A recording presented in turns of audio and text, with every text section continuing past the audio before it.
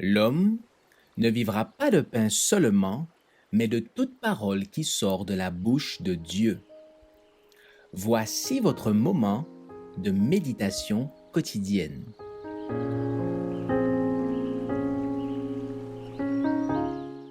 Vous recevrez une puissance.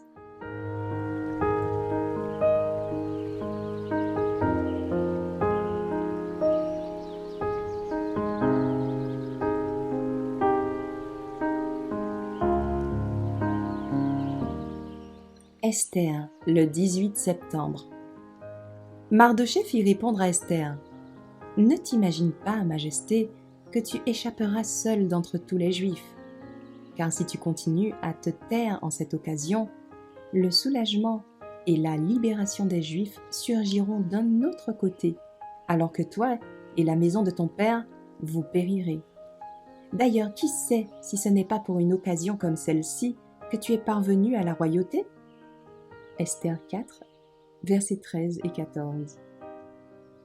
Combien de fois dans l'Antiquité le Seigneur a accompli des exploits grâce à des femmes dévouées, unissant leurs efforts à des hommes choisis pour le représenter. Des femmes ont remporté des victoires décisives. Combien de fois, à des moments particulièrement critiques, le Seigneur ne les a-t-il pas poussées à agir en première ligne, sauvant ainsi de nombreuses vies ? Grâce à la reine Esther, le Seigneur a puissamment délivré son peuple. À une époque où rien ne semblait pouvoir sauver celui-ci, Esther et ses servantes, grâce au jeûne, à la prière, à un passage aux actes rapides, affrontèrent le problème et sauvèrent leur peuple. La vie des femmes de l'Ancien Testament, engagées au service de la cause divine, sont pour nous, aujourd'hui, en cas de crise, riches d'enseignements. Même si nous n'avons pas l'occasion de vivre un moment aussi critique que celui traversé par le peuple de Dieu à l'époque d'Esther, et même si notre propre position est plus humble, une femme réellement convertie peut jouer un rôle très important.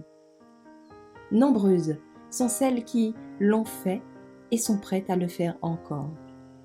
Il est du devoir de la femme de s'unir à son mari pour éduquer et corriger ses fils et ses filles, dans le but de les convertir et de les voir se consacrer au service de Dieu.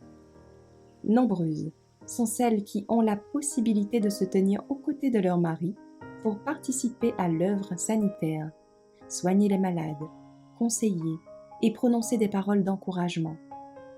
Certaines femmes auraient tout intérêt à faire une formation de médecin.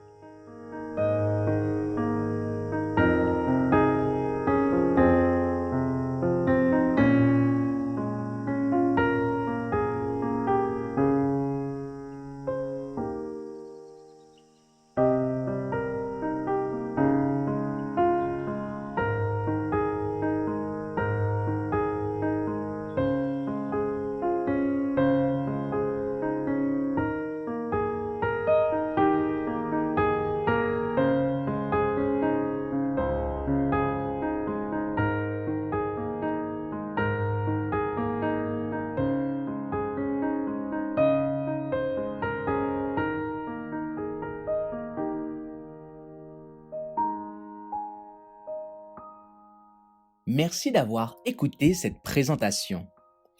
Assurez-vous de nous rejoindre demain pour votre moment de méditation quotidienne avec lereste.org.